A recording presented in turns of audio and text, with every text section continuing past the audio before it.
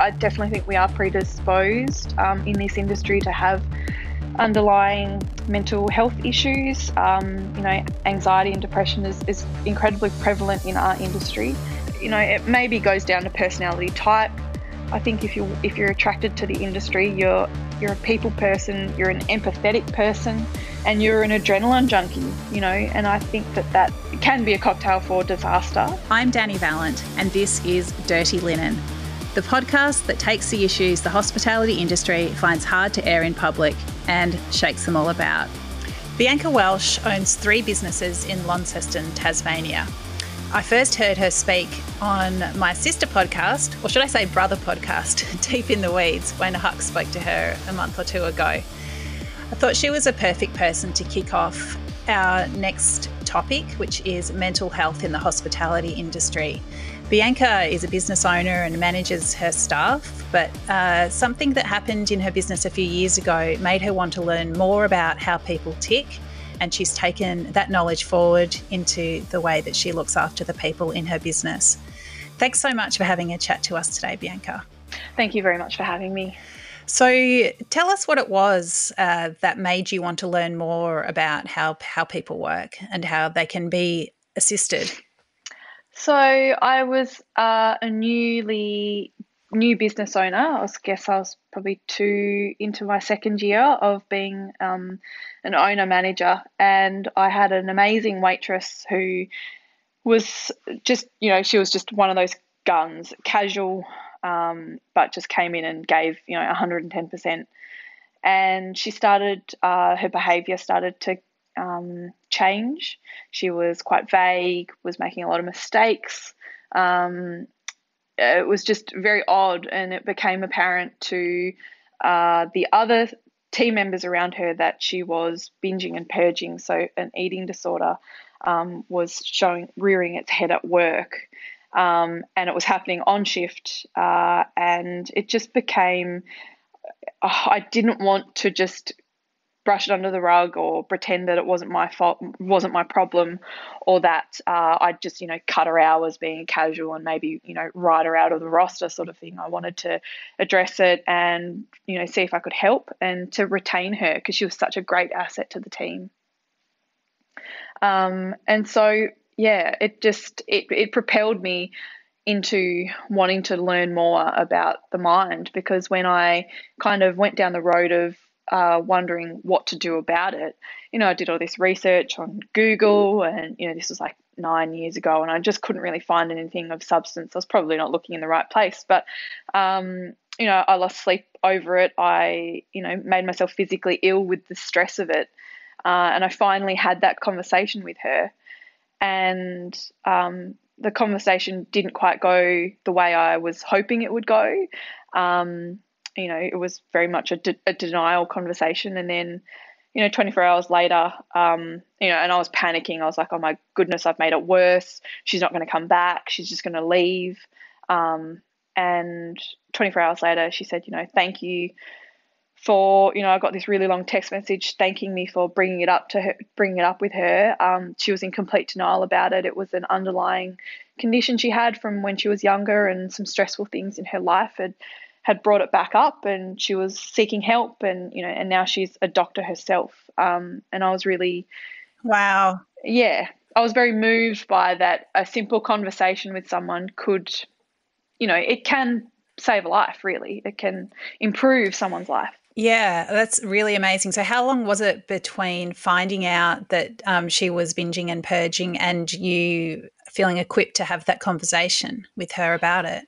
It took me about 6 weeks to build up the courage to do it, and I was aware of it, and it was upsetting the other team because we've got a staff toilet, but most of the chefs use that, so the girls tend to prefer using the other toilets, and that they're just the public toilets. So we have 3 cubicles in there, and it had just become quite obvious because a couple of the girls had been in the toilet at the same time as her, and it was quite distressing to them. So it was not only impacting that employee, but it was impacting the team around her, and I just didn't know what to do. Yeah, I can imagine. And I also can imagine, like, while you're there, you'd hardly be able to think about anything else. because you are in that leadership role where you want to look after everybody and including, of course, your customers. It must have been really, really difficult. And I suppose it's one thing to muster up the courage to have a conversation, and it looks like that was, in this case, a really good prompt for that person to, acknowledge what was happening and to seek some help. But I think sometimes, just having a conversation or opening up an issue, it doesn't necessarily lead to helpful action. So what did you then go and do after having this experience? So I sat on it for a bit. It probably took me a few months to kind of conjure up the idea, and I just had this moment of going, I want to go and study this. I want to learn more. I want to be the best manager I can be. I want to be able to identify and potentially help people, help our team, because I know that this sort of stuff's not going to go away. It's going to get worse, and probably more prevalent in the workplace. I think in the last 5 years, the conversations have become a lot better. Even in the last 12 months, I think the conversations have become a lot better, particularly in the mass media and in a lot of programs and our awareness of mental health. But I just knew it wasn't going to go away. So I enrolled in the local uni at UTAS, and did a degree in psychology. So I've got a Bachelor of Behavioural Science, which is now known as psychological science. And that took me 7 years part-time, which was pretty intense. And I won't lie, it was it was really hard amongst, we took on a business during that time. We took on what was a providore above Stillwater restaurant, and which we've now turned into boutique rooms. I had a baby, I got married, and started uni all within the first month of each other, which was pretty intense. And being a mature age student, like I hadn't studied since I'd done my hospitality management certificate, and so it was very daunting. But I always promised myself that if I wasn't enjoying the actual content, it wasn't to get the certificate at the end of it. It was to learn and absorb the content. And if I wasn't learning, I'd promised myself I just wouldn't continue.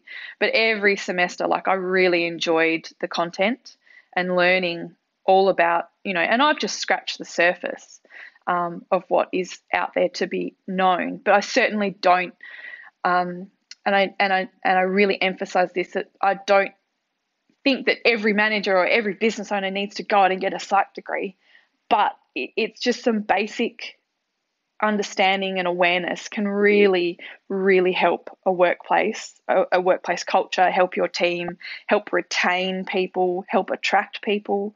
I've got so many people that come into interviews and I say, why did you want to apply? Why do you want to work with us? And they're like, I've heard, you're really great with, mental health, and that's, I think that's quite admirable in a workplace, and that means a lot to me, particularly, and that's why we're having this conversation. Hospitality is just not really known for good mental health practices, and our cohort tends to be the more vulnerable. We're socially isolated due to the times that we work, and we work weekends, we work nights, the shift work, working nights has an impact on our sleep, all that sort of stuff. The substance abuse, we're exposed to alcohol, 24/7. It's a part of our job. We live and breathe it, but it can become toxic. And, we're in a pressure cooker of an environment. We're in stressful situations. And if we don't support and understand the way the mind works, and that mental wellness is actually a minority and that mental illness is actually the majority, we're never going to move forward in a positive way in the industry. Do you think that, you've mentioned some of those sort of pressure cooker or circumstantial reasons that mean that hospitality and mental challenges go together, but do you think there's also something about, do you think it's about the kind of people that are drawn to the industry as well? Do you think that people come to hospitality more than other industries with underlying challenges in their lives? Yes, I do. I think there's a number of answers to that. I definitely think we are predisposed in this industry to have underlying mental health issues. Anxiety and depression is incredibly prevalent in our industry. And I think it maybe goes down to personality type. I think if you're attracted to the industry, you're a people person, you're an empathetic person, and you're an adrenaline junkie, and I think that is quite a cocktail it can be a cocktail for disaster. I think that the education system pushes people that are particularly vulnerable into the industry and kind of paint the picture that that's all that they're capable of doing, and it perhaps isn't the right industry for them to be doing. The conventional classrooms, I think, just push those that are perhaps a little bit problematic or, don't learn in a conventional way. They just push them into that, you just go into a vet course when you're in year 11 or 12 or something, or that you'll just go off to TAFE after school. I think that has an impact as well.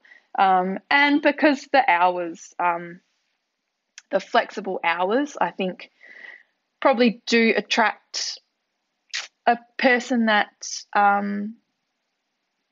doesn't want to adhere to the normal society. I think we're all probably a little bit left of centre in the hospital industry. But on the same token, that's what I love. I love the people that work in hospitality.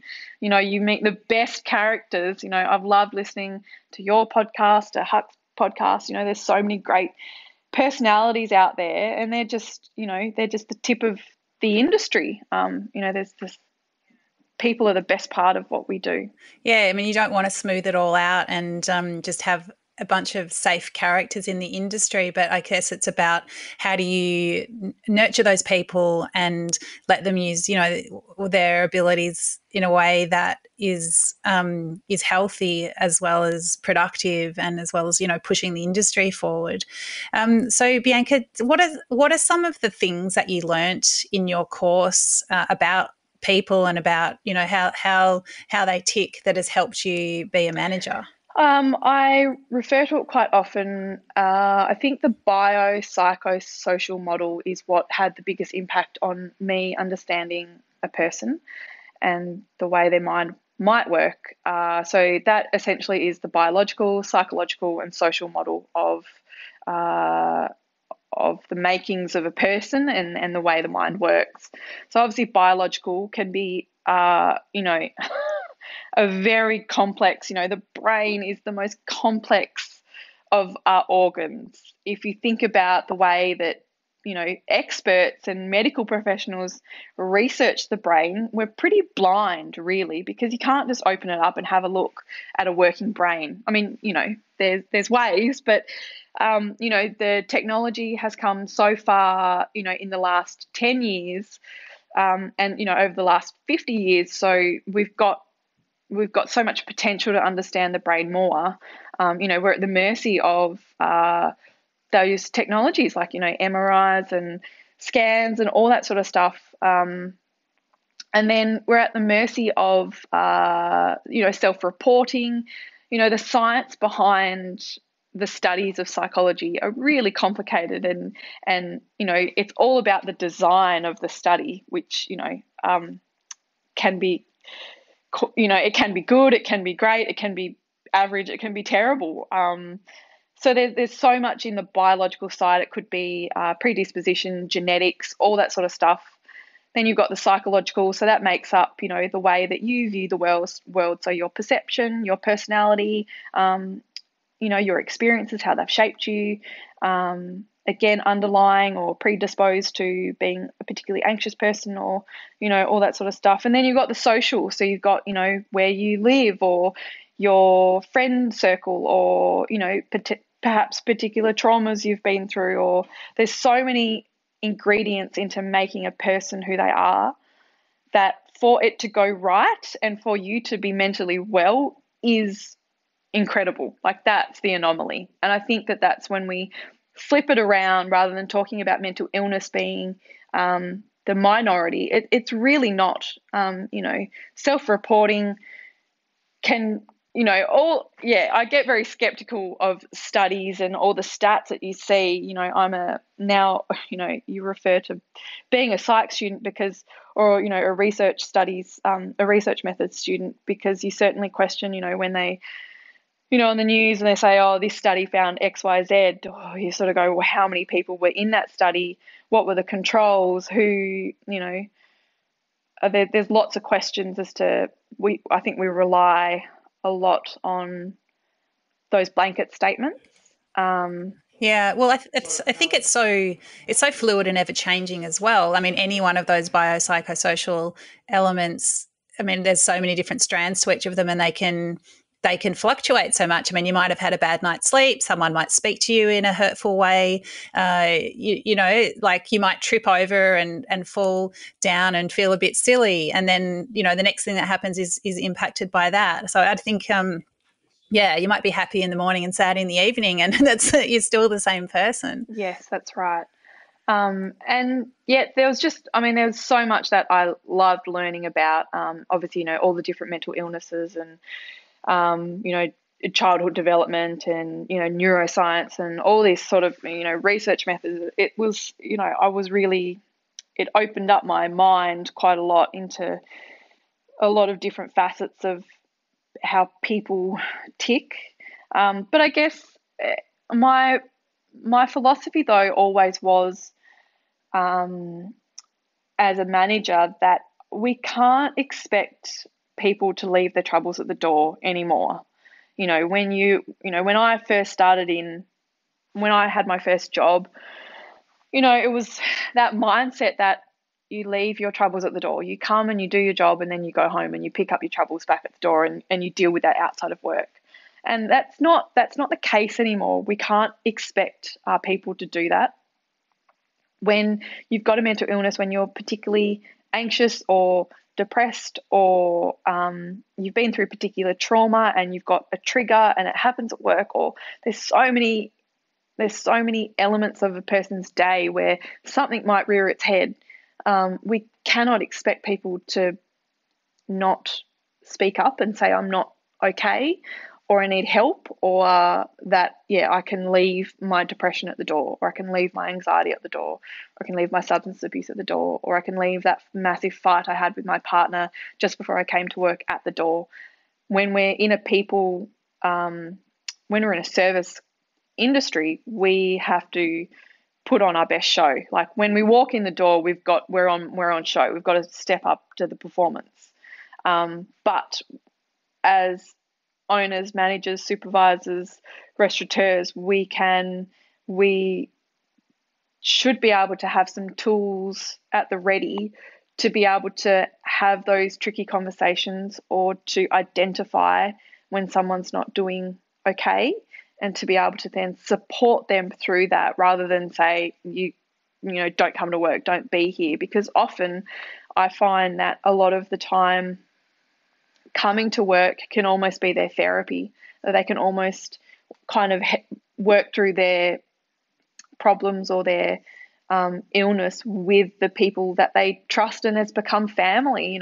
We often say, everyone in industry says, your work friends, your work colleagues are your family, and that can be really powerful and can give a lot of tools back to people to have the resilience to maybe fight through what they're going through. So give us some tools. Like, let's get into some really practical stuff. What are some tools that you've learned that perhaps other people could apply in their own situations? It's in identifying behaviour. So from a manager's perspective, I'm very lucky where I do work alongside the team. I'm not, I don't sit behind a desk. I don't do the finances. Like, my role is in the restaurant, developing the team, in the HR role. So I work on the restaurant floor, I'll sweep the floors, I'll work alongside them. So I've got that, I'm able to have that relationship with people, to ask them how their day is, what's been going on, and then to observe their performance through service or, you know, in setup. And it's often in those idle times that you can sort of pick up on maybe something's not right, or certain conversations, overhear a conversation with maybe another one of their colleagues that doesn't sound, you know, that something's amiss. It can be as simple as you overhear them saying, you know, I'm not sleeping well, or this has happened with my boyfriend, or you know, oh, I'm just feeling a bit off, or they're calling in sick kind of maybe a bit often, or something. You've just got to be able to gauge when something's not right in someone's life, and then to be able to pull them aside at an appropriate time and to have that conversation with them, you know, and you just sit them, you know, I found it a useful tool to just sit down, have a coffee and say, you know, this is my observations of kind of your performance, but also, you know, I overheard you say that maybe you're not sleeping well. Is everything okay? And you've got to push a bit, you know, it depends on the person, but you've got to push a bit. And then it can often just be the simple, are you okay? And that it opens up the flood walls. But, you know, you've got to step back and have that culture there to begin with. You've got to have that relationship with your team, that they trust you. And if it's perhaps not you, perhaps get a manager or another colleague that maybe has that relationship with a person you're concerned about, to maybe have a conversation with them.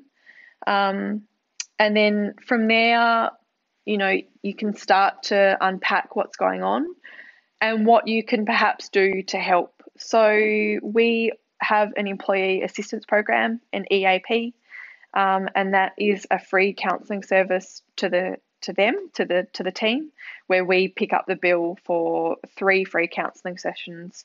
It's a third-party provider. We don't get names. We just get the department that they work in. So it'll just say a report saying a front of house person accessed the program. Okay. So they can do it without you referring them each time? Yes. Yep. Okay. Interesting. And so if they're not comfortable to have maybe that conversation with me, I will, you know, say, look, there is this service. You're more than welcome to access it. We do it. It's in our formal induction packs. It's in our employee handbooks.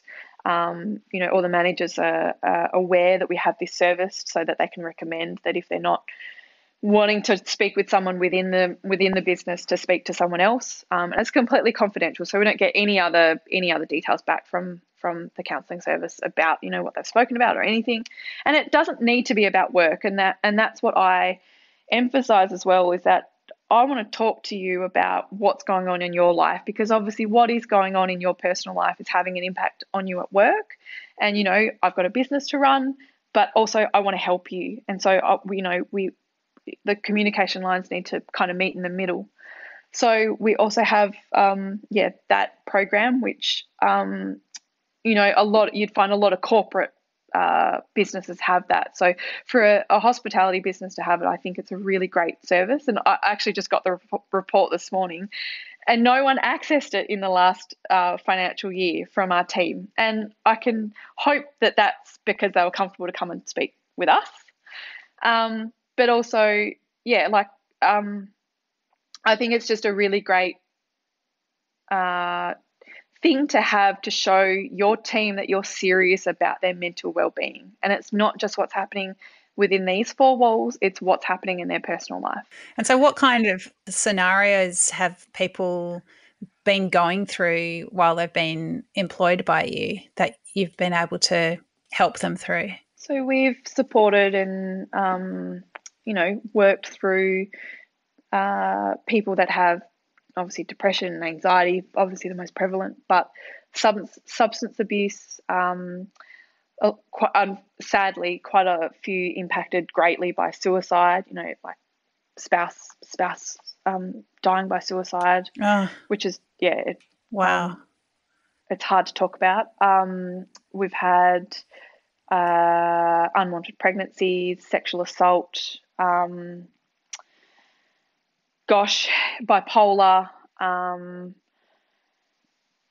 you know, suicidal suicidal thoughts themselves,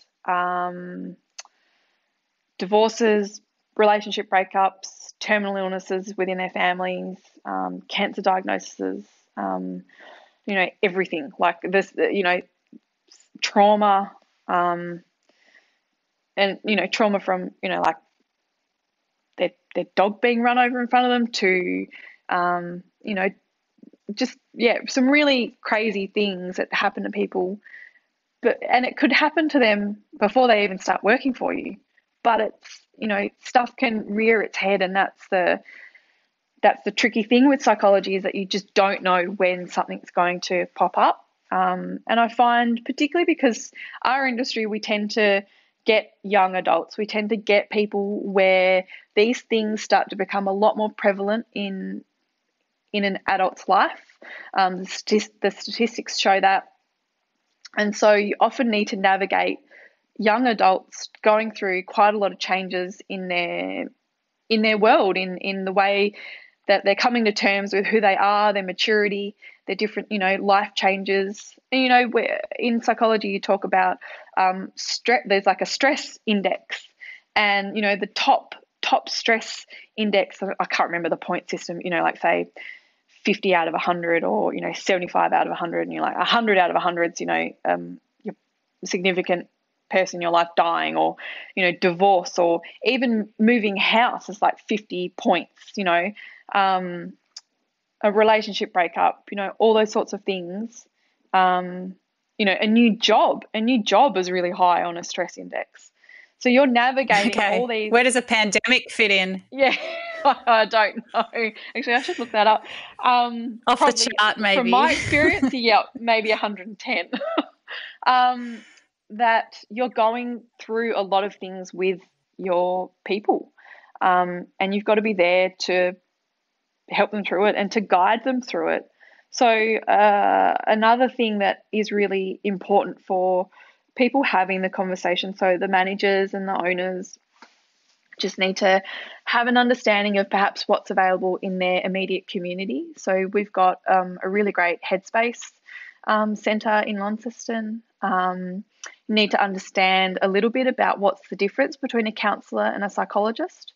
We offer the counselling service, but, I'm always going to beat the drum of a psychologist, having done a psychology degree. And, I aspire one day to maybe become a clinical psychologist. That would be perhaps the thing that I go and do after restaurants, if that ever happens. I'll probably die in restaurants though. But, the difference of what they offer, because what we also learn in psychology is that the relationship between your professional provider and the client can attribute to just as much as medical treatment. So it can have as big an impact on you as a client as taking an antidepressant or taking an anti-anxiety medication.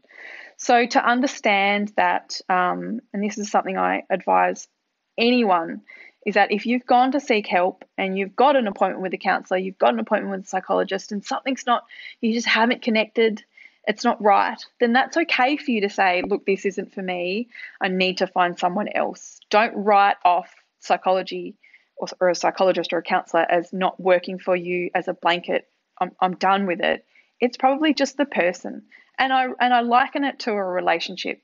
We fall in love with certain people. We become friends with certain groups of people, or, you connect with certain people for a reason. And so just because you've been referred to a psychologist doesn't mean that you're going to connect with them the way you're meant to in a textbook. So there's so many different treatments and theories of how to treat patients that it might just not be that that's right for you. So you should go back to your GP. So sorry, I'm jumping ahead a step. So for managers to have an understanding of the pathway of what needs to happen for someone to get help, that you can go and see a counsellor without a referral, but you should go to your GP and explicitly say, I want a mental health plan. Can you please refer me to a psychologist? I'm feeling, XYZ.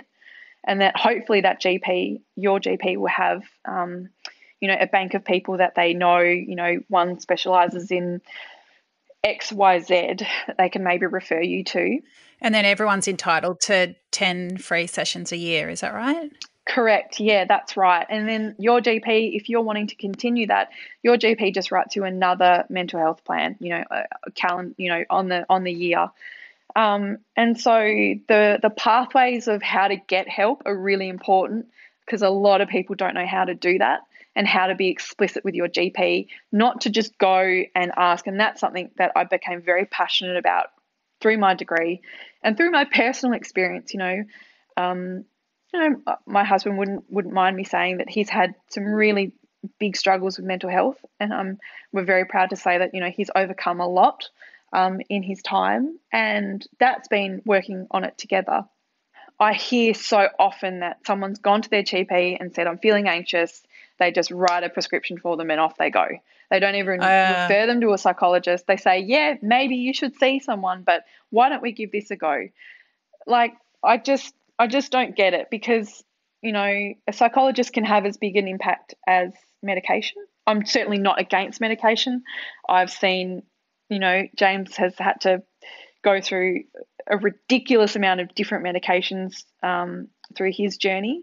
And I've seen the impacts and I've seen the side effects, and it's horrific, and it's awful, and can impact in so many negative ways, that it's been through the tools that a psychologist or a psychiatrist or a counsellor can give you to put in your toolbox that can get you through, irrational thoughts, as an example, or, it's just establishing a toolbox. And when a doctor just writes a prescription for a medication, it's not enough. It needs to be in conjunction with psychological treatment. It's a bit of a blunt instrument. So, I mean, as you say, a medication can be an important part of the solution for some people, but it's not necessarily the first place to turn. And it is great to use the resources that are available to all of us through our GPs and our health system to get those free sessions.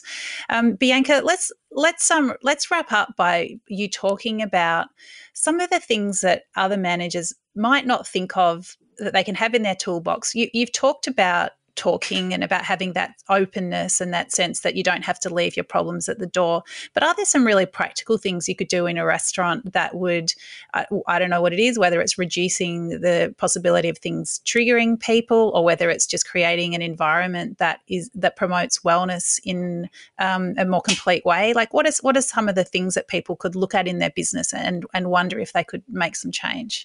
Yeah, so I guess we're fortunate in we have the flexibility of, we've got a big team. We've got we've got 41 on JobKeeper, and I've hired back maybe like 10 casuals back into the mix across the three businesses.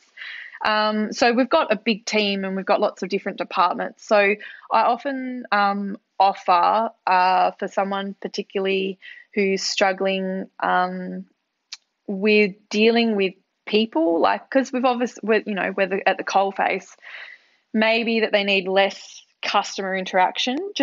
They still want to come to work, they're still able to work, but they perhaps need just a reduced load. Say I have them on a smaller section. So obviously the communication lines need to be very open, and that person needs to be very proactive in letting you know these things before shift, before you've done the allocations for your service and you're like, right, this person's in this area, and that can take a lot of effort from that person. So, and can take some practice from that person, but, work on it, and that it can be really useful. So yeah, I might have them in a section where they're just less exposed to customers, or, they're really good on coffee as well as on the floor. So perhaps they're just better off to just do a coffee shift where they don't need to talk to anyone. They can just make coffee and not speak, and they can still do their job. Do they need to just come in and do like a short cleaning shift or the setup shift, or do they need to have the first knock off so that they can try and get in a better sleep pattern? Are they in physical pain, where maybe they've got some, like a bad knee and they haven't really communicated it because they didn't want to bother people, but You've picked up on it. Okay, let's look at, Tassie's very, Launceston's freezing in winter, and late nights, make it particularly play up. So let's look at where we can move your shifts around. It's being very creative with what you can do within your organisation. It can be sometimes organising a social event can be really positive. Sometimes in the past I've tried to organise, like exercise, like a boot camp kind of thing, or where we get to do together and do like fun sort of training sessions or team building sessions, or that can also have a really great boost on morale and just kind of get some people out of a bit of a funk.